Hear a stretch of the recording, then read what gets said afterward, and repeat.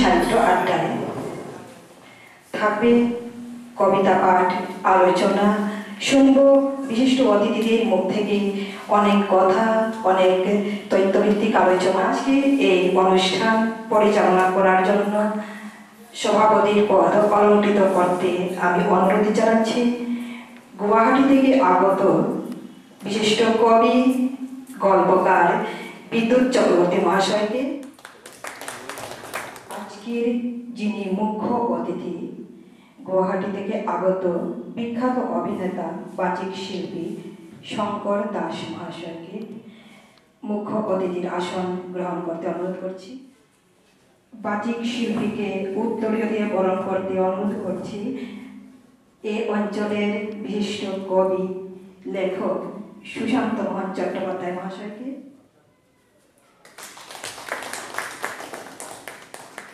আমাদেরকে আলোচনায় অংশগ্রহণ করে কৃতজ্ঞ করবেন তিনি হচ্ছেন গবেষক তথা আসাম বিশ্ববিদ্যালয়ের বাংলা বিভাগের অধ্যাপক ডক্টর আলাউদ্দিন মন্ডল।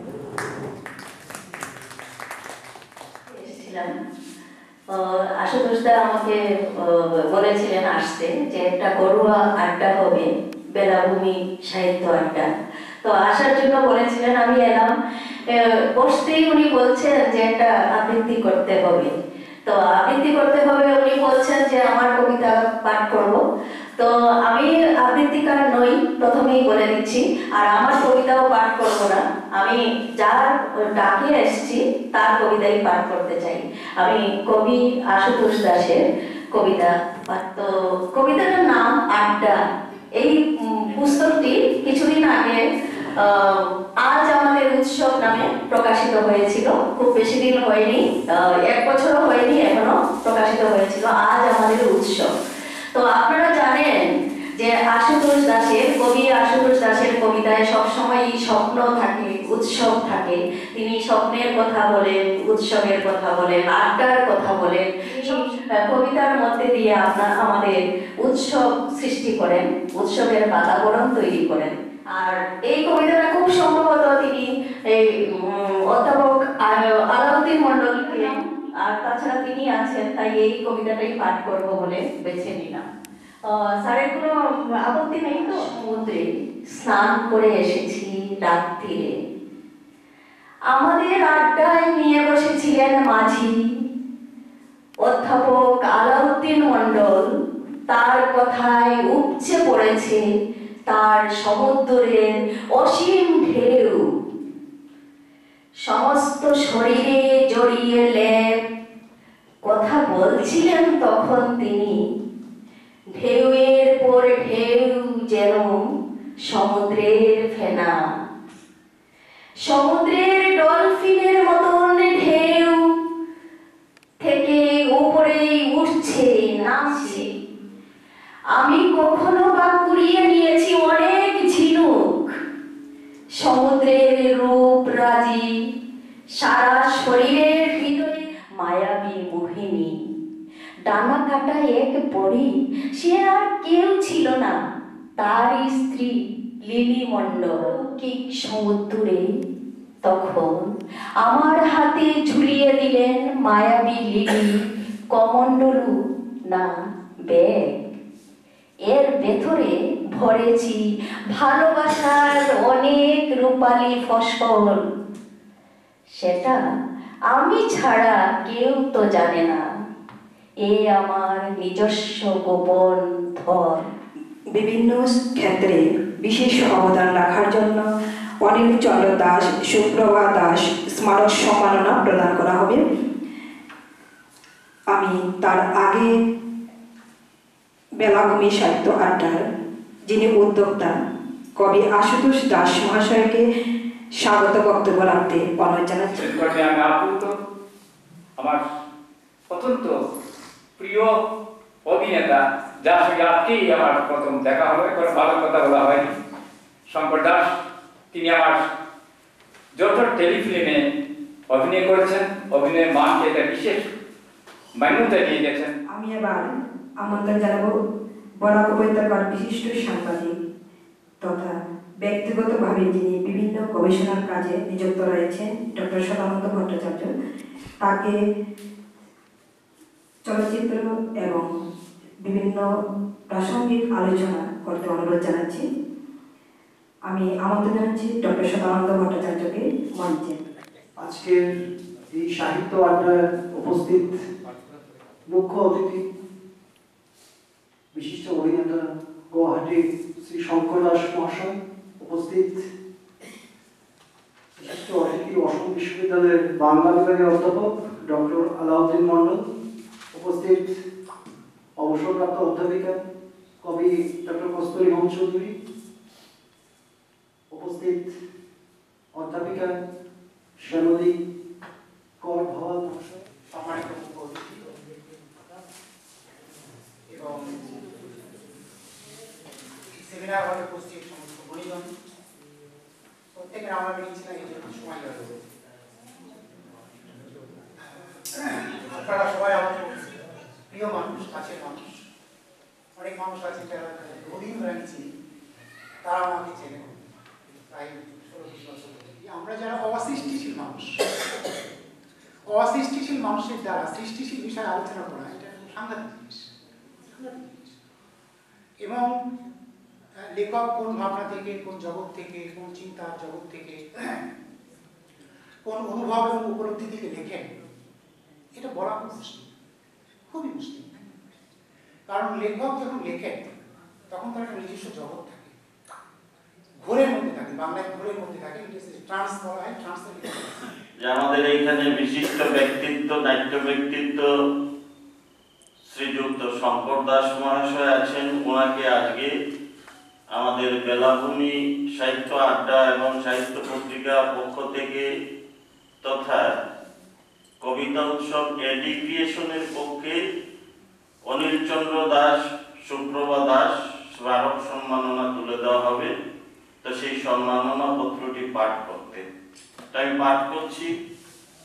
আসামের বিখ্যাত চলচ্চিত্র অভিনেতা, পুরস্কৃত নাট্য অভিনেতা, নাট্য নির্দেশক, লেখক, সম্পাদক ও বিশিষ্ট বাচিক শিল্পী শ্রী শঙ্কর দাস মহাশয়কে বেলাভূমি বাংলা সাহিত্য পত্রিকা ও কবিতা উৎসব এডি ক্রিয়েশনের পক্ষে হাইলাকান্দি থেকে অনিল চন্দ্র দাস স্মারক সম্মাননা ও সংবর্ধনা জ্ঞাপন। মহাশয়, আপনার অভিনয় বলার জন্য আপনি জাতীয় স্তরে অনেক সম্মান পেয়েছেন। আপনার বহুমুখী সৃজনকর্ম, নাট্যকর্ম দেখে আমরা আপ্লুত হয়েছি। আপনার জন্ম আসামের নগাঁও শহরে 1966 ইংরেজির 28শে জানুয়ারি, কিন্তু আপনার কর্মকাণ্ড আসামের গণ্ডিতে থেমে থাকেনি। আপনি একজন, আপনার সম্পাদনায় বাংলা অনুরণ লিটল ম্যাগাজিন প্রকাশ করে যাচ্ছেন। আপনি জীবনের শেষ দিন পর্যন্ত সুস্থ থেকে আপনার সৃজনশীল কর্মের ভেতর ব্যস্ত থেকে আমাদের প্রাণিত করে যান, এটাই ঈশ্বরের কাছে কামনা। আপনার গুণমুগ্ধ আশুতোষ দাস, সম্পাদক, বেলাভূমি লিটল ম্যাগাজিন ও কবিতা উৎসব এডি ক্রিয়েশন, হাইলাকান্দি, আসাম। তারিখ 23/2/2025 ইংরেজি, Hailakandi SS college conference hall. এবারে শ্রীযুক্ত আশুতোষ দাস এবং শ্রীমতী নীলিমা দাসকে আমি অনুরোধ করব শঙ্কর দাস মহাশয়ের হাতে এই সম্মাননা তুলে দেওয়ার জন্য। শঙ্কর দাস মহাশয়কে শাল পরে সম্মান জানাচ্ছেন নীলিমা দাস মহাশয়া। মানপত্র তুলে দিচ্ছেন সুশান্ত মন চট্টোপাধ্যায় এবং স্মারক সম্মাননা দিচ্ছেন আশুতোষ দাস মহাশয় বেলাভূমির পক্ষ থেকে। বেলাভূমির পক্ষ থেকে কবি আশুতোষ দাস মহাশয় দীর্ঘ বছর ধরে তার পিতা অনিল চন্দ্র দাস এবং মা সুপ্রভা দাসের স্মরণে স্মারক সম্মাননা দিয়ে আসছেন।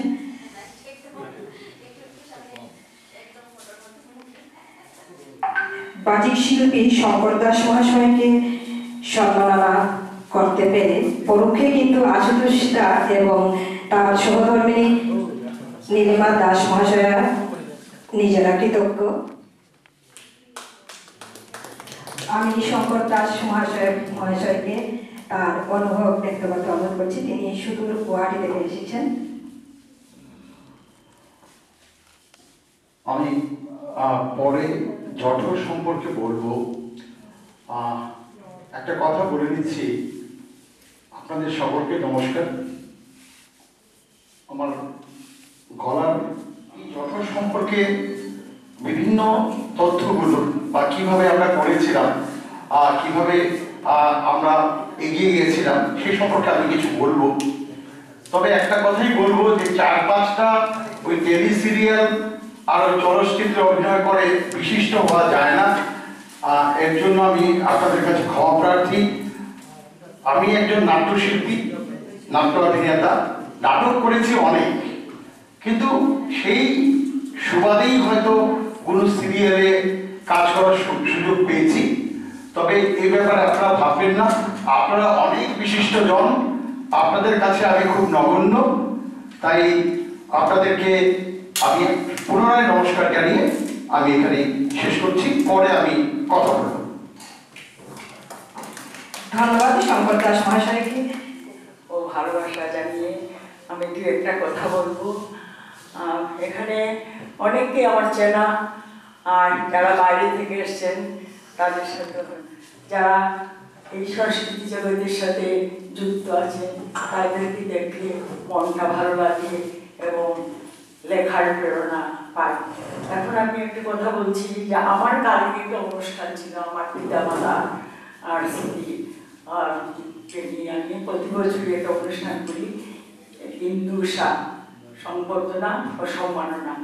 তো কালকে সেটা ছিল আমার পিতা ইন্দুভূষণ চৌধুরী, খ্যাতনামা ছিলেন অ্যাডভোকেট, ও মা সুগারিকা ছিলেন। তো কালকে আমি আমাদের পরাগবন্ধকার, মানে প্রথম চলচ্চিত্রকার, কবি, সাহিত্যিক, উপন্যাসিক আশুতোষ বাবুকে আমি নিমন্ত্রণ করেছিলাম, যেহেতু ওনার আজকে আপনাদের সঙ্গে আমি ওনাকে সম্মান জানাচ্ছি। আসেন আসেন, আমি তো আপনার আমারটা ছিল কাজে আমার প্রথম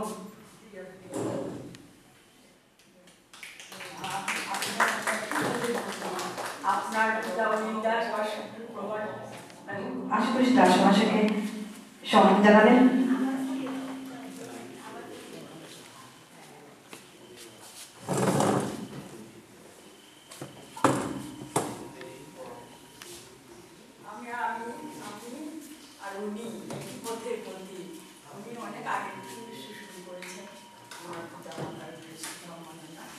আমার হয়ে গেল 15 বছর। আমি অনেকের সাথে আমার আগের থেকেই চেনা, বিদ্যুৎ চক্রবর্তী আর চৌধুরী সবাই কিন্তু চিনি, শ্যামলী ভবন। একটু আগে যে বলে গেছেন আলাউদ্দিন মন্ডল, ওনার বক্তব্য মনের গভীরে দাগ কেটেছে। উনি বলছেন যে কবি বা সাহিত্যিক বা লেখকের যে সত্য প্রকাশ করা, এবং সেই প্রসঙ্গে রবীন্দ্রনাথের কথাও মনে হয়। রবীন্দ্রনাথ বলেছিলেন যে সেই সত্য যার চিরে তুমি ঘটে যা তা সব সত্য নয়, কবি তব মনোভূমি রাম জন্মস্থান অযোধ্যার যে সত্য যেন।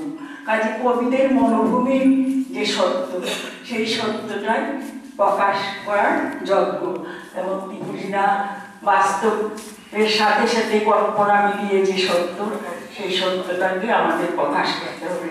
এবং আরেকটা কথা বলছিলেন যে প্রকাশ করাটাই আসল। আমি যদিও আপনার কথা আমি বলছি না, রবীন্দ্রনাথ বলেছিলেন যে তার সাহিত্য বইতে বলেছিলেন যে প্রকাশ পবিত্র, যে কার চলে না সে কাকতলীয় হয়ে আছে, তাহাকেও কবি বলা যায় না, অতএব প্রকাশই পবিত্র। এটা রবীন্দ্রনাথের ভাষা। আমার খুব ভালো লেগেছে আলাউদ্দিনের বক্তব্য, সেই পুরাণ চলে আসছে মনে, আমি অনেক ধন্যবাদ জানাই।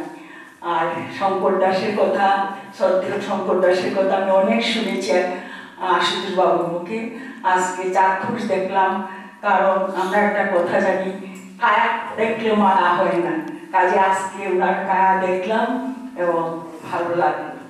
এর বিষয়ে আমি সবাইকে যারা আছেন তারা সবাইকে আমি আমার অন্তরে অভিনন্দন শ্রদ্ধা জানাচ্ছি। তার সহধর্মিণী নীলিমা দাস মহাশয়া তাকে মানপত্র তুলে দেবেন।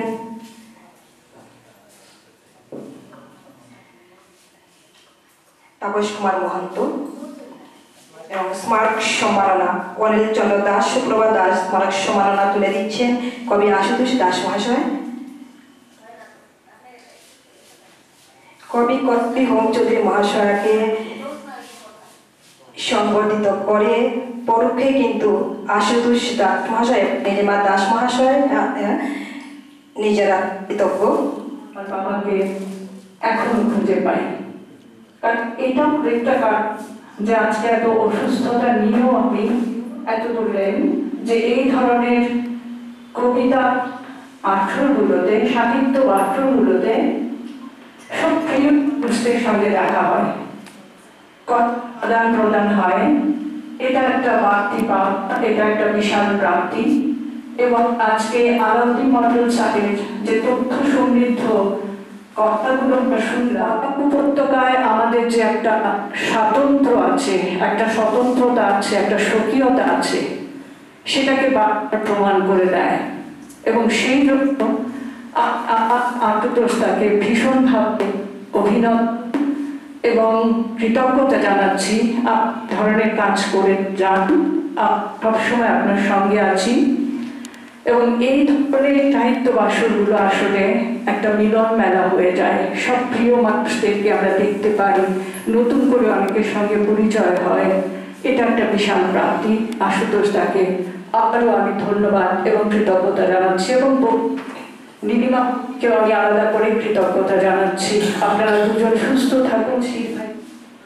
আশুতোষ তার নির্দেশটাই আমি একটি কবিতা পড়ার চেষ্টা করছি, খুব ছোট্ট কবিতা। সারাদিন ঘুরে ঘুরে পায়ের তলায় কাঁচের টুকরো ভাঙা চূর্ণ করে হাঁটছি, সেই শব্দ শুনছে শুধু দরিদ্র ভক্তরা। আমি ধুলোয় উড়ছি শুধু তীর্থে তীর্থে, যে ধুলোয় ঢাকা পড়ে গেছে বৃক্ষ, নিসর্গ আর জল রং ছবি। তোমাকেও কতকাল দেখিনি। তোমার জন্য, শুধু তোমার জন্য, তোমার কানে কানে বলার জন্য নিজস্ব কোনো সত্য নেই আমার। স্বপ্নের জন্যও কোনো রং নেই। জীবন্ত সবুজের অন্য জল কতদিন দেখিনি। কুয়াশার অঞ্চল ধরে হেঁটে হেঁটে চন্দন চর্চিত বন্যমান শরীরে ছায়া ঘোর হলে অন্তিম প্রহর গণে যারা, তারাও আমারই মতো মানুষ। নদী পার করে পাখি এইভাবে অন্য কোনো ধাতব গ্রহের দিকে। বাকিটা প্রারব্ধ, হিসেব মেলাবেন তিনি। ধন্যবাদ।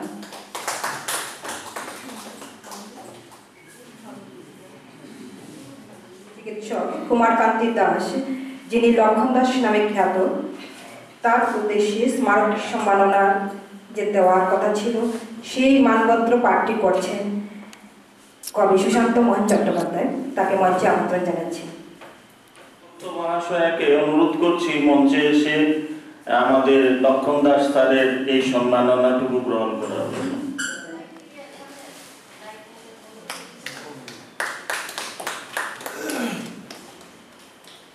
এখানে উপস্থিত রয়েছেন আসাম বিশ্ববিদ্যালয় শিলচরের অধ্যাপক ডক্টর রাহুল আমিন।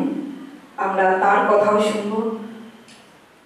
লেখক যখন কোনো কিছু লিখে, সেই লেখার মধ্যে যদি আমাদের মুখ্যবক্তা বললেন এবং মাতা সুপ্রভা দাস নামে, সেটার জন্য আমি কৃতজ্ঞতা জানাচ্ছি তাদের পরিবারকে। আমি পাহাড়টার কাছে যাই, পাহাড়টা আমাকে তার সব দুঃখের কথা বলে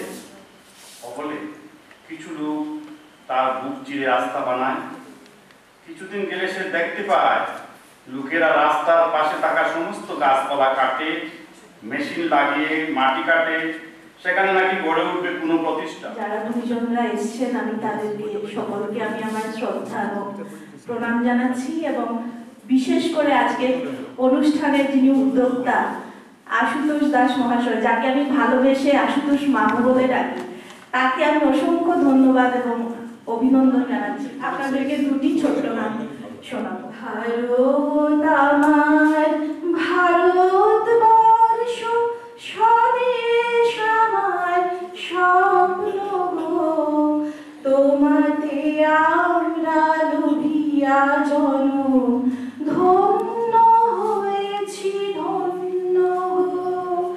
ভারত আমার ভারতবর্ষ, স্বদেশ আমার স্বপ্ন গো, তোমাতে আমরা লোভিয়া জনম, ধন্য হয়েছি। তুষার শৃঙ্গে সবুজে সাজানো তোমার দেশ, কিরীটধারিণী তুষার শৃঙ্গে সবুজে সাজানো মা, তোমার উপমা তুমি, তোমার রূপের নাহি তো শেষ। সকল গহন তমসা সহসা আসে যদি নেমে আকাশ তোর, হাতে হাত রেখে মিলিয়ে সাথে আমরা নিধন তোর মন। ভারত আমার ভারতবর্ষ, স্বদেশ আমার স্বপ্ন গো, তোমাতে আমরা লোভিয়া জন্ম, ধন্য হয়েছি ধন্য গো। শক্তি দায়িনী দামা শক্তি, ঘুচাও দীনতা ভীরু আবেশ, আধার রজনী ভয় কি জননী, আধার রজনী ভয় কি জন্দ, বীর সুভাষের মহান দেশ। নাহি তো ভাবনা করি না চিন্তা, হৃদয়ে নাহি তো ভয়ের দেশ। আমার স্বপ্ন গো, তোমাতে আমরা লোভিয়া জনম, ধন্য হয়েছি ধন্য গো, তোমাতে আমরা লোভিয়া জনম, ধন্য হয়েছি ধন্য গো, ধন্য হয়েছি ধন্য গো, ধন্য হয়েছি ধন্য গো। তুমি আমার গানের পারে দাঁড়িয়ে আছো, তুমি আমার গানের পারে, আমার সুরগুলি পায় চরণ, আমি পাইনি তোমারে, দাঁড়িয়ে আছো তুমি আমার গানের পারে। বাজাবে গো আপনি আসি, আনন্দময় নীরব রাতে, নিবিড় আধারে আছো তুমি আমার গানের পারে। মিডিয়া সবাইকে আমি সুস্বাগতম জানাচ্ছি। এই অনুষ্ঠানে যোগদান করে আমি যতগুলা কথা বা গান, যে আমাদের রুচিবোধ যেটা, সেটার যে পরিচয় আমরা পেয়ে থাকি। আমাদের মধ্যে যেটা আমরা ইংরেজি শব্দে বলি, যদি কালচারাল ডিসকোর্স বেশি হয়, আমাদের মধ্যে সাহিত্য নিয়ে চর্চা বেশি হয়, তাহলে শান্তি আসবে। সব থেকে বেশি সমস্যা হলো শান্তি, সাহিত্য এবং বিভিন্ন জিনিস। সাহিত্যের বার্তা সঙ্গীতের বার্তা যত আমরা আমাদের মধ্যে সেটা নিয়ে আলোচনা করব, নতুন প্রজন্মকে জানাবো, তাই যেটা ফল আসবে আমাদের দেশ উন্নতির শিখরে চলে যাবে। পরীক্ষা পথে চলতে চলতে জীবন ভেসে যায় চক্রপুরে, দুর্দম গতিবিধি থামতে দাঁড়ায় এক ঝাঁক মেঘের ছায়ায়। কখনো লুকোচুরি, কখনো দুর্দান্ত প্রতাপেরা হয়ে যায় কালবৈশাখীর ঝড়। আলো আধারের শব্দের মায়াজাল ছিন্ন ভিন্ন হয় প্রাত্যহিক জয়যাত্রায় দুঃসহ প্রতিবন্ধ। সামনে সময়ের কঠিন পরীক্ষা, ওই ফাঁকা অলিগলিতে এসে গেছে বাঁধ ভাঙ্গা প্যান জল, খড় উঠে এসে গেছে জলের দূরে। কখন যে লেগেছে আগুন খড়ের চালে, উদাসী বজান্তে দাও দাও আগুন। সেই কবি বলে গেছেন জাতের নামে বজ্জাতি সব,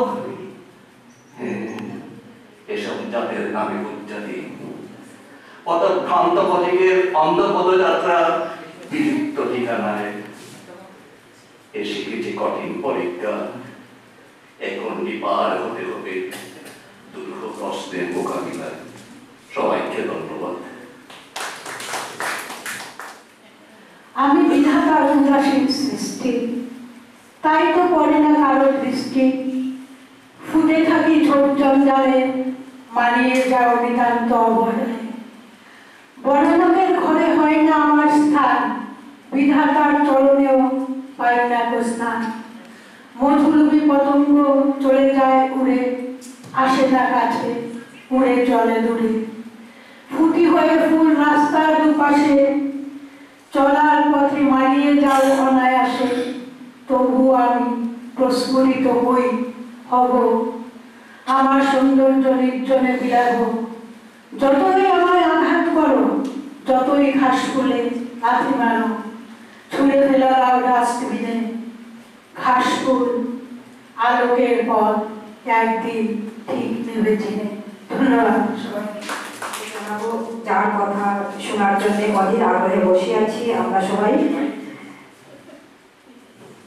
মাননীয় শঙ্কর দাস মহাশয়, তাকে আমাদের জানাচ্ছি। আমি জানি সকলেরই ঘরে যাওয়ার একটা তাড়া রয়েছে, বিশেষ করে যে কারণে আমার এখানে আসা। জঠর যে টেলিফিল্ম দাদা, সেটা মোটামুটি আমি 3টা সিকোয়েন্সে আপনাদেরকে জাস্ট খুব তাড়াতাড়ি শুনিয়ে দেব, আপনারা সেখান থেকে কিছু তথ্য পাবেন। আমি প্রথমে জঠর গল্পের কথা বলছি, সেটা কিন্তু আমার নিজের ভাবনা। হামিম কামালের মতো বিশিষ্ট গল্পকারেরা জঠর নামে গল্প লিখেছে, আমরা হয়তো অনেকেই পড়েছি। সময়ের ক্রমবিবর্তনে আমাদের এই একান্ত নিজস্ব সাহিত্য বিশ্বের অন্যতম সফল সাহিত্যিক, কবি, গল্পকার আশুতোষ দাসের জঠরে লেগেছে আধুনিকতার ছোঁয়া। লেখক বাস্তবে যা দেখেছেন সেই ঘটনাকে মনের মাধুরী মিশায়ে তার গল্পে পরিবেশন করেছেন। মাতৃত্ব একটি বিশাল অর্জন, মানব জাতিকে চলমান করে রেখেছে বংশ পরম্পরায় নিজের বীজ ছড়িয়ে দিয়ে নশ্বর এই জীবনের ওপারে নশ্বর হয়ে টিকে থাকার প্রেরণা। মাতৃত্বের সঙ্গে অন্য কোনো অনুভূতির তুলনা হয় না। যে অকল্পনীয় ব্যথা সহ্য করে একজন নারী মা হয়ে ওঠেন, সে কথা আমাদের কল্পনার অতীত। কিন্তু এক্ষেত্রেও নারীর স্বাধীনতা নেই। তার জঠরের ভ্রূণের লিঙ্গ জানার আগ্রহ মানুষের প্রবল। নিরীহ নারীর গর্ভে হত্যা এখনো চলছে। ভ্রূণ হত্যার দেশে শিশু ভ্রূণগুলো খুন হয় অসাধু চিকিৎসকের নিখুঁত আঙুলে। সুসভ্যতা উঠে এসে প্রাণপণে টিপে ধরে অজাত কন্যার কচি টুটি। এই অমানবীয় বিষয় নিয়ে আশুতোষ দাসের গল্প জঠর। নারীর অধিকার অর্জন এবং উত্তরণের পথে স্বাভিমানের প্রতিবাদ এক অবিচলিত আদর্শ নারীর সংলাপে উচ্চারিত হয়েছে। এই প্রেক্ষাপটে সমাজে নারীদের অবস্থান উপস্থাপন করা হয়েছে। পারিবারিক সমস্যা, সংকট এবং অস্বাস্থ্যকর পরিবেশের ছবিও আঁকা হয়েছে। সুশ্রী ভদ্রমহিলা কলেজে পড়ানো ছাড়াও অপেশাদারী মঞ্চে গানও করেন। এক অনুষ্ঠানে গান শুনে মুগ্ধ হয়ে ডাক্তার নবেন্দু ভালোবেসে শিশুকে বিয়ে করেন। যদিও এই বিয়েতে সুরজা দেবীর আপত্তি ছিল। ডাক্তার নবেন্দু তার একমাত্র ছেলে। শহরে নামী নার্সিংহোম ছাড়াও তাদের দুটি ফ্ল্যাট বাড়ি রয়েছে।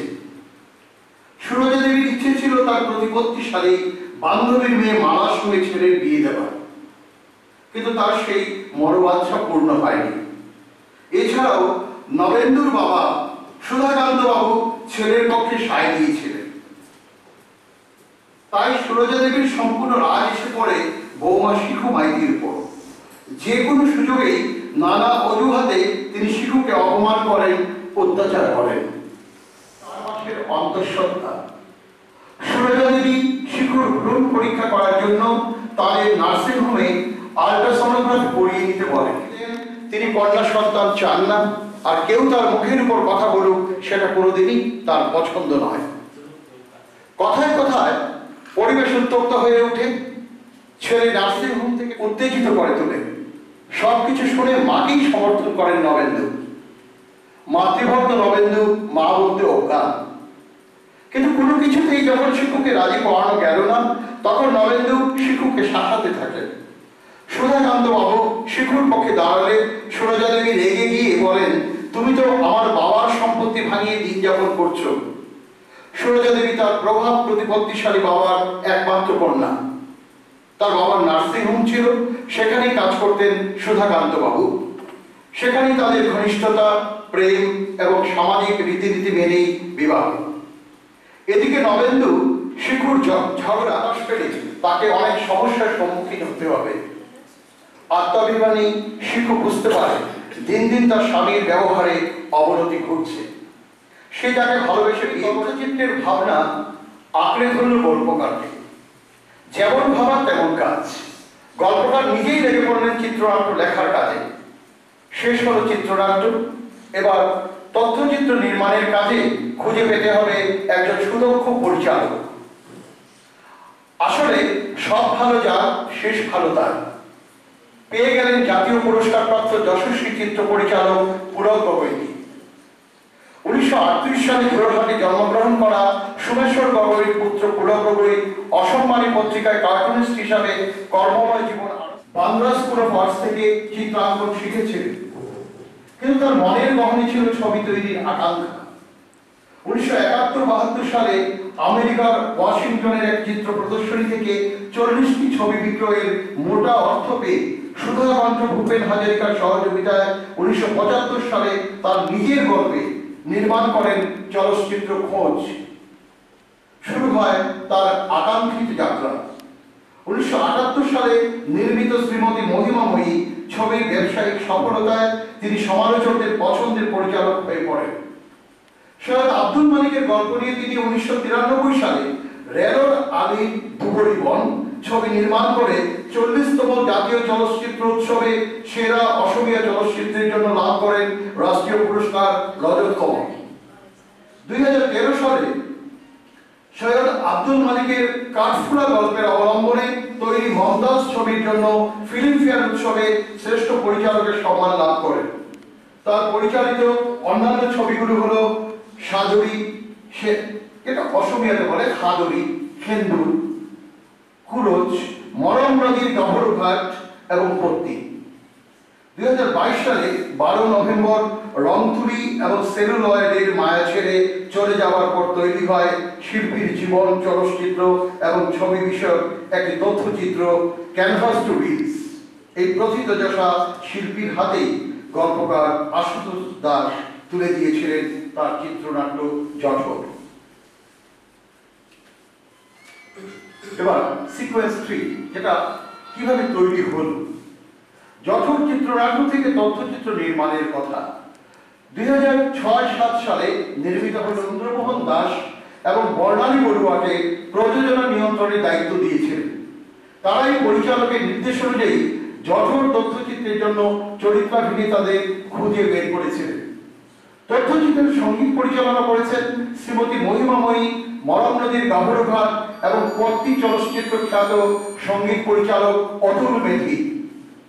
চিত্রগ্রহণের দায়িত্বে ছিলেন পত্তি চলচ্চিত্র খ্যাত পরেশ বড়ুয়া এবং তার সহযোগী অর্পণদীপ শইকিয়া। নেপথ্যে গান গেয়েছেন সঙ্গীত শিল্পী পিয়াসী সেনগুপ্তা।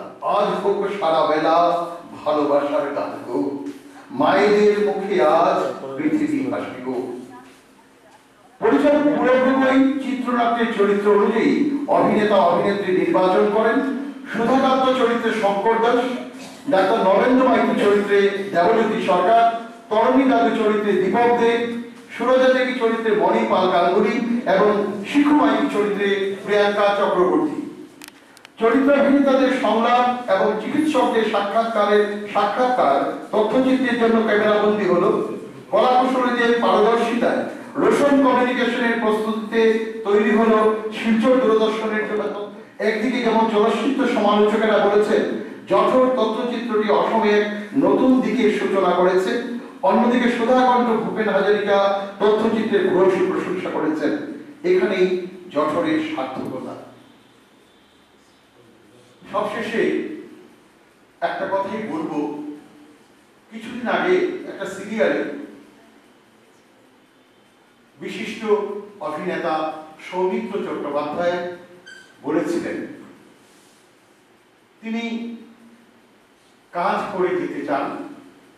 মানুষ মরণশীল, মানুষ একদিন যাবে, কিন্তু রয়ে যাবে তার কাজ। আমি এই মঞ্চ থেকে আশা করব আশুতোষ দাসের কাজের পরিধি দিগন্ত থেকে দিগন্তে বিস্তৃত হোক। তিনি একদিন চলে গেলেও তাকে যেন সবাই পরবর্তী সময়ে স্মরণ করে। ধন্যবাদ। চলচ্চিত্রের আসর এবং সেই চলচ্চিত্র যা প্রতিটি মানুষের জীবনে ভেবেছিলাম একসাথে সব করে নেব, কিছুটা সময়ও ইয়ে হতো, কিন্তু এখানে এসে আর সঞ্চালিকার নির্দেশে কবিতাই পাঠ করছি। খুব বিচিত্র একটা পরিবেশ এখানে আজ। আমার এখানে যখন বসেছিলাম, প্রথমত সভাপতির আসনে বসি তো আমাকে বলতে গেলে আমার মুখ বন্ধ করে দেওয়া হয়েছে। আর বাঁদিকে বসে রয়েছে শঙ্কর, আমার প্রিয় বন্ধু, আর ডান দিকে আছে শঙ্করী, আমার প্রিয় বোন। এই দুয়ের মাঝে যৌথভাবে বসে রয়েছিলাম। আরো আশ্চর্য হচ্ছি, সেমিনার রুমে আড্ডা হচ্ছে, এই কথাটিও আমার কাছে একটা ওই সোনার পাথর বাটির মতো মনে হচ্ছে। তো সবকিছু মিলে বিচিত্র পরিবেশ। এই পরিবেশে প্রিয়জন সবাইকে পেয়েছি, এটা আমার অনেক ভালো। সবাই আমার জন্মস্থানের মানুষ, আমি আরো আগে অনেকবার এসেছি। অত্যন্ত আন্তরিক এবং প্রিয় এক বন্ধু, এবং বন্ধুর যে কি স্থান সেটা আমরা প্রায় সবাই জানি। বন্ধু ভাগ্যে গর্বিত আমি আজ আপনাদের সামনে বন্ধু নিয়ে লেখা একটি কবিতা পড়ে শোনাচ্ছি। মানে বন্ধনহীন খোলা আকাশ, যেমন খুশি উঠতে থাকুন, সাথে আছে মন্দ বাতাস। আমার কাছে বন্ধু মানে অফুরন্ত কথার ছল, আদিও নেই অন্তও নেই, পলকে বরফ গলেই জল। আমার কাছে বন্ধু মানে গোপন কথার উন্মোচন, বদ্ধ কথার আগুন খুলে অনন্তকাল আলোচন। আমার কাছে বন্ধু মানে ব্যথার প্রলেপ শান্তি জল, জমাট বাঁধা মন খারাপের শেষের বেলায় সুখের ঢল। আমার কাছে বন্ধু মানে ভুলেই বসা পৃথিবী, বুভুক্ষা বা হৃদয় জ্বালা, স্বজন ব্যথা বা গরিবী। আমার কাছে বন্ধু মানে মুখের কথার নেই লাগাম, আসুক নেমে তুফান যতই, ততই প্রেমের দুল কালাম। আমার কাছে বন্ধু মানে ছন্দবদ্ধ সুখের তান, অবয়বটাই ভিন্ন শুধু এক সুর আর একই প্রাণ। আমার কাছে বন্ধু মানে গোপন প্রেমের কাণ্ডারি, ভালোবাসার স্বপ্নপথের সঠিক দিশার দিশারি। আমার কাছে বন্ধু মানে বাইরে ঘরে একাকার, চুলো থেকে চালের খবর নখের ডগায় আছে যার। আমার কাছে বন্ধু মানে চোখের জলের উপচার, সান্নিধ্য আর সাহচর্যে সবার সরায় বুকের পাষাণ ভার। আমার কাছে বন্ধু মানে আদিগন্ত ভরসা থল, ভুলের পদক্ষেপে শেখায় এই যে সরল মানে জীবন জোড়া অঙ্গীকার। যতই আসুক ঝঞ্ঝা তুফান বিপদ বেলায় জামিনদার। আমার কাছে বন্ধু মানে ঝগড়াঝাটির রাত শেষে উধাও অমিল ক্ষণস্থায়ী কইবে কথা ফের এসে। আমার কাছে বন্ধু মানে বেহিসেবি কাজের ভার, উড়িয়ে দিয়ে গরজ নিজের ঝাপায় সখা সৎকার।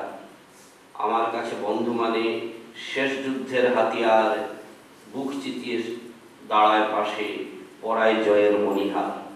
আমার কাছে বন্ধু মানে হাতের মুঠোয় ধরা ঘাম, জীবন যখন অস্তা চলে জপেই যাব বন্ধু নাম।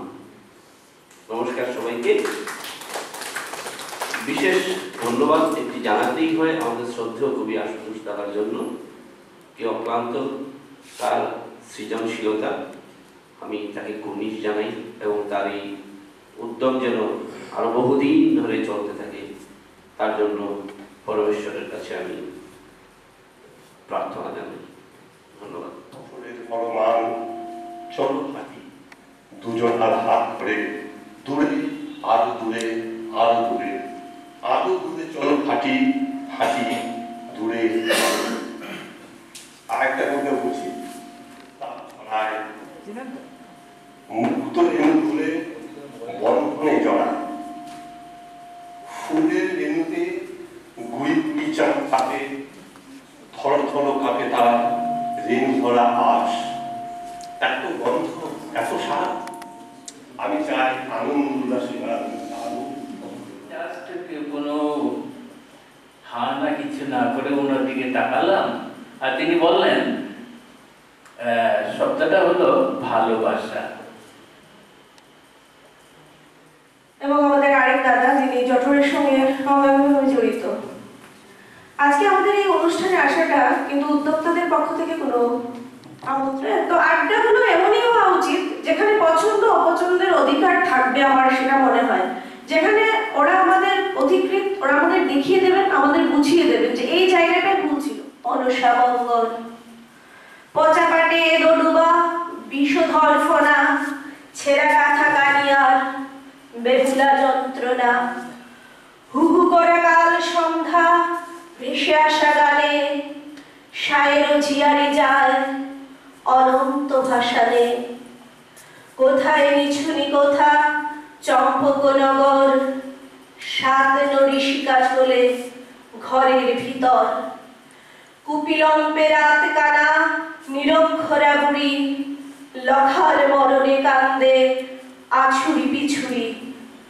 জাল টানা জেলে আজ রাতে গেছে জলে, ফুল শুদ্ধ দাড়ি পাল্লা, খেতে না পাওয়ার হাহাকার, চাই যেন বারুদের গন্ধ তোমার শরীরে।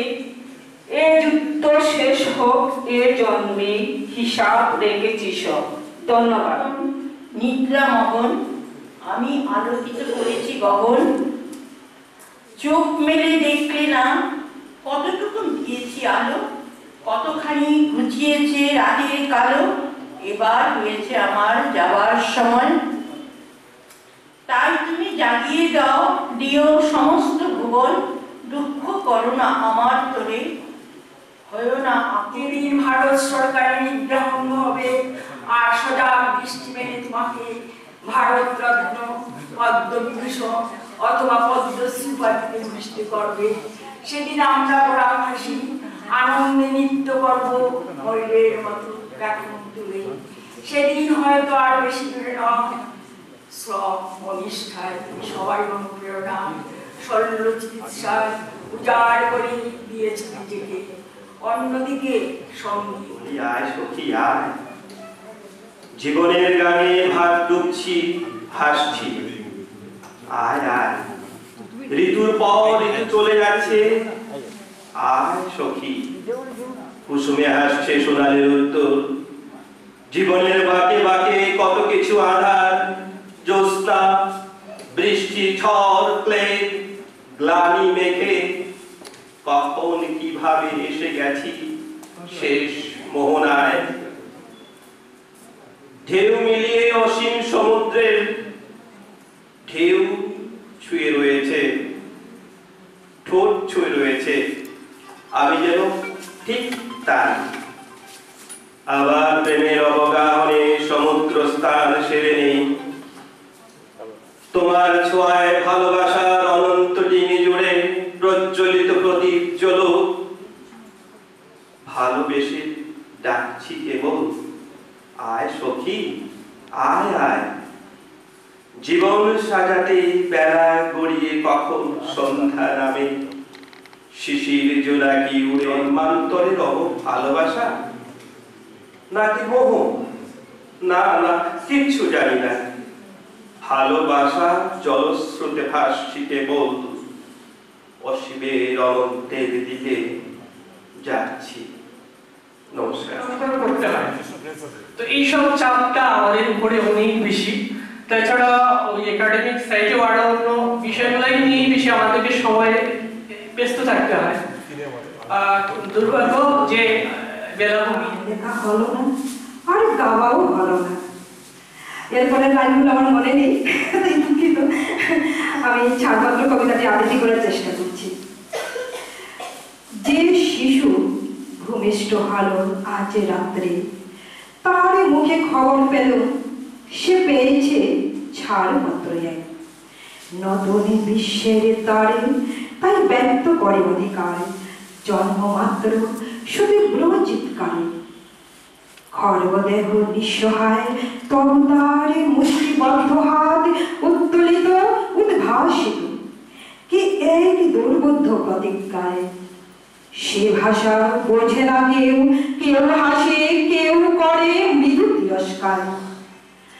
আমি কিন্তু মনে মনে বুঝেছি সে ভাষা। পেয়েছি নতুন চিঠি আসন্ন যুগে, পরিচয় পত্র পড়ি ভূমিষ্ঠ শিশুর অস্পষ্ট কুয়াশা ভরা চোখে।